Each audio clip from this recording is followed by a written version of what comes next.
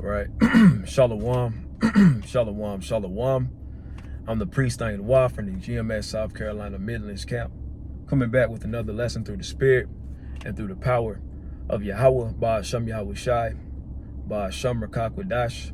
Before I get started with this lesson, I want to give all praises, honor, and glory to Yahweh, Ba'ashem Yahweh Shai, Ba'ashem Rakakwadash. Double honors to my apostles and to my elders from Great Millstone that rule well, which taught me this truth, who are the true leaders of Israel today. And also peace, love, blessings, and salutations to the elect, man. All right, shalom. And I'm gonna get right to the points. Because I'm a little strapped for time. And I'm pretty much just doing this on the fly, pretty much on the go.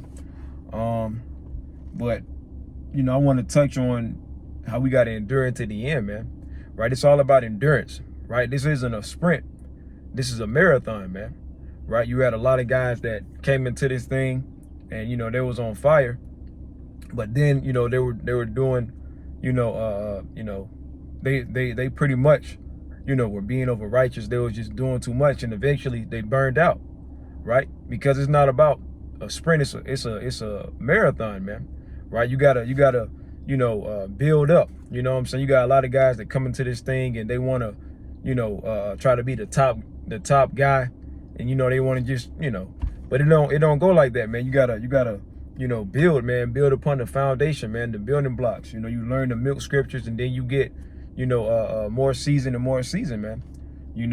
But it's all about ultimately it's all about endurance, man. We got to endure to the end.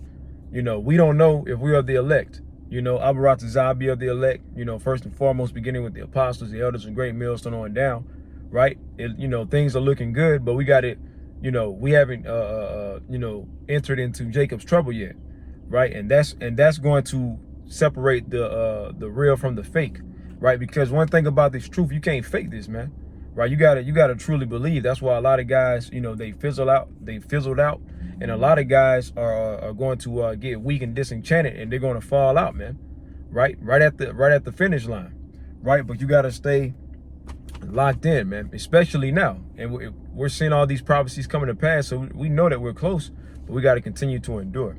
So like I said, I'm gonna be in and out.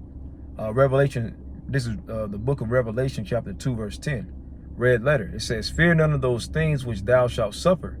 Behold, the devil shall cast some of you into prison, that ye may be tried." Right? And we see Esau already, making a campaign to ultimately come against the Hebrew Israelites.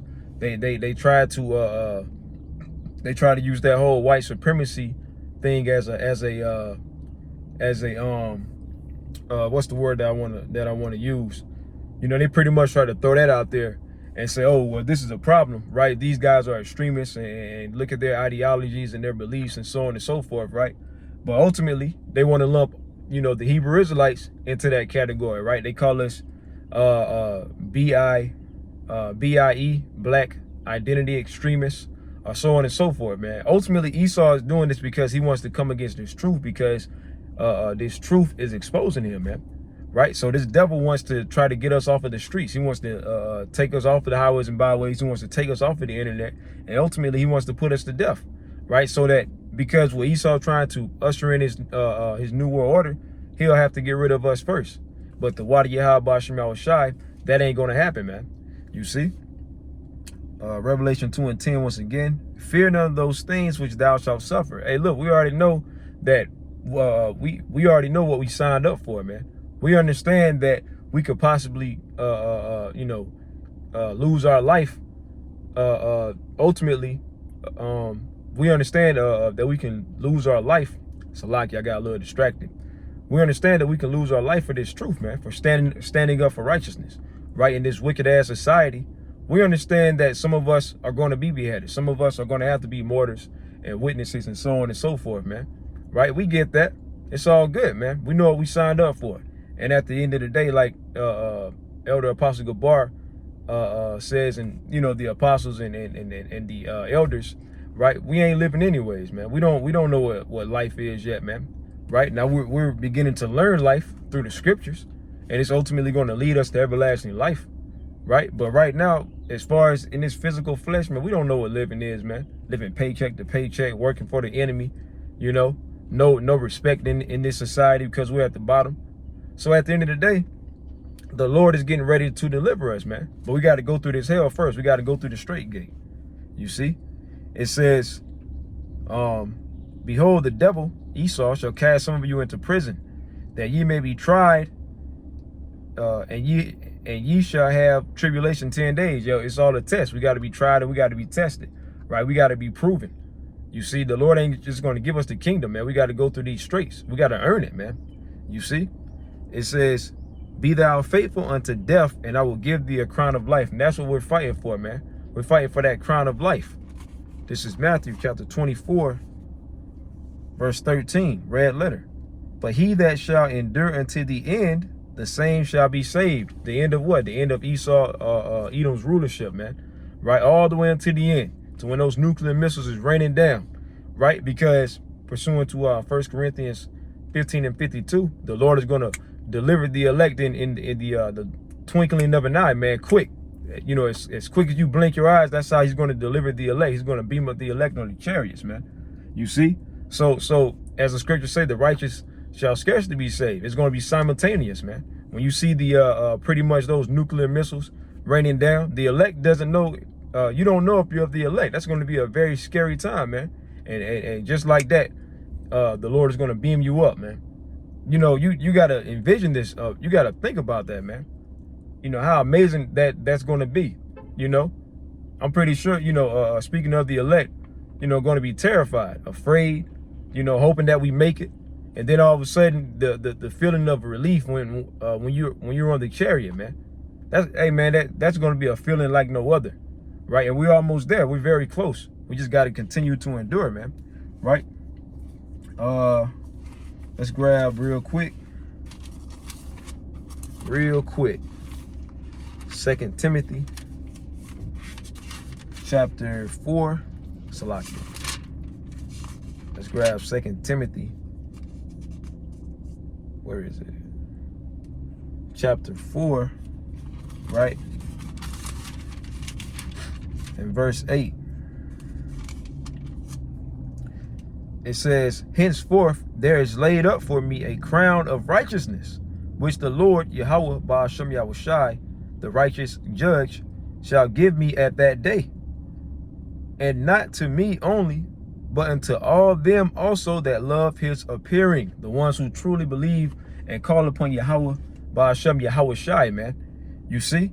So we're waiting for that crown of righteousness, man. I'm going to end off on this. You see, as a matter of fact, you know what? Salakia. Let me start at verse 7. 2 Timothy chapter 4, verse 7. I have fought a good fight. I have finished my course. I have kept the faith. That's all about endurance, man. That's what that's talking about. That's talking about endurance. See, at the end of the day, you can't just think that, you know, the Lord is just going to make this thing happen, you know, quickly, man. Right? It's all about endurance, enduring the chastisement of the Lord. Right, and, you know, taking, you know, the punishment, because ultimately, what is we doing? We're serving a punishment. We're in the land of our captivity, right? Serving a punishment because we transgressed the Lord, man. Pursuant to Baruch 4 and 6, right? Let me see if I can grab that real quick, man. Real quick, let's grab that. So that's why, you know, that's pretty much, you know, while we're in captivity, that's why we've always been in and out of captivity under all of the nations, man. Baruch chapter 4 verse 6, it says, you were sold to the nations, not for your destruction, but because you moved the Most High to wrath, you were delivered into the enemies, man. You see, so that's why we, you know, went into chattel slavery, man. Right? Because we transgressed Yahweh Ba'ashem Yahushai, we moved into wrath, man. But now what the Lord is speaking through the prophets is that we're at the end of our captivity. You see? So we need to be in the spirit of repentance and seeking the Lord. And we need to be in the spirit of getting the hell out of here, man. Not trying to party and live it up and stay in Babylon, man. Fuck this place, man. You got Pride Month going on and all of this bullshit, man. You see? It's enough of this, man. That's why the Lord is getting ready to make a great slaughter and a great deliverance, man.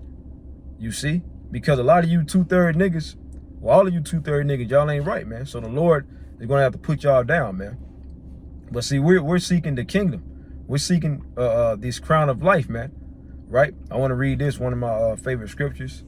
2nd Esdras, chapter 2, and let's start at verse 43. And in the midst of them there was a young man of a high stature, taller than all the rest. And upon every one of their heads he set crowns. And this is speaking about Yahushua. He's actually going to set crowns upon the heads of the elect, the 144,000, the men that endure to the end, man. As I read in Revelation 2:10, you know, the Lord giving us that crown of life, man. You see? And it says, taller than all the rest, and upon every one of their heads he set crowns, and was more exalted, which I marveled at greatly. So I asked the angel and said, Sir, what are these?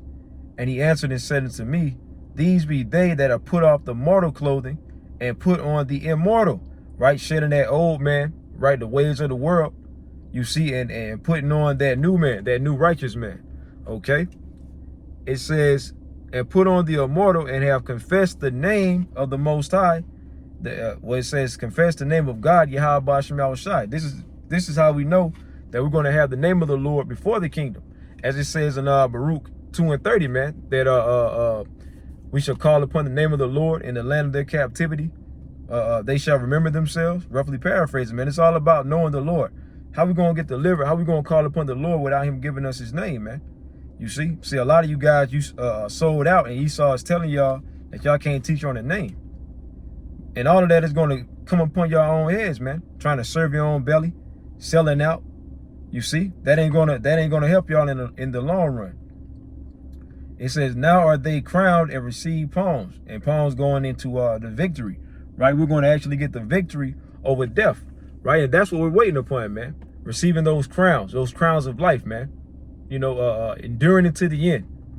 You see? So this is that real award ceremony, man. Not no goddamn BET Awards or no MTV Awards or none of that bullshit, man. This is going to be the real award show, man. Award ceremony. Right, you're gonna have the angels there, you know, that large multitude gonna be cheering on the 144,000, right? It's gonna be something out of this world, man. You know, on the Father show, all of that's gonna be taking place, and then at the same time, you're gonna have Babylon burning, you know. So we're in some very great times, man. You know. It says, then said I unto the angel, what young person is it that crowneth them and giveth them palms in their hands? So he answered and said unto me, it is the Son of God, speaking about Yahushua, whom they have confessed in the world. So we got to confess Yahushua in the world, man. You know, you got people talking about you don't got to worship Yahushua and so on and so forth, man. Hey, they're gonna be ashamed. They're gonna be ashamed when Yahushua returns, man. They're gonna be afraid, man. You see? But that's pretty much all I had, man. You know, I'm gonna stop it right there. Lord willing, this lesson was edifying, man. Until next time, I want to say shalom.